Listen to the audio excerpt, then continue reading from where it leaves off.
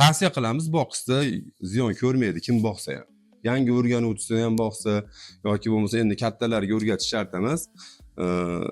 Yangi o'rganayotganlar ham bitta imkoniyati bo'lsa bitta boqsa ham ziyon ko'rmaydi inshaalloh.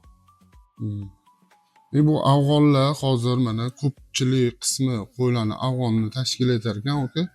Bular bilan afg'onlar bilan oddiy bizani misol jaydari qo'ylar yoki bir arachallarda ratsionida, boqishida bir o'zgarish bormi yo bir xilmi? Yo, balki undan osonroqmi bulardan? Bizda ko'pincha oddiy qo'ylarni boqishadi, silyos berib boqadi yoki boshqa berib boqadi.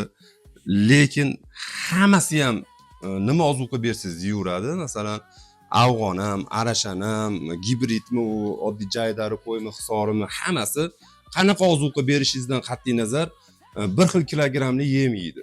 Masalan, 300 gram yesa, shuni ham 300 gram yeydi. Demoqchi bo'lganim, zo'r zotdori ham shuni yeydi, zoti yo'q oddiy jaydari qo'ylarimiz ham shuni yeydi. Lekin bularni masalan boqishdan maqsad sifat darajasini o'zimizdagi hozir O'zbekistondagi qo'ylarni sifat darajasini ko'tarish maqsad. Buni masalan o'zimiz oddiy hisor qo'ylarimizni boqsiz ham bo'ladi, oddiy emas u, lekin ular ham sifatli, chiroyli qo'ylar masalan hisor qo'ylarimiz.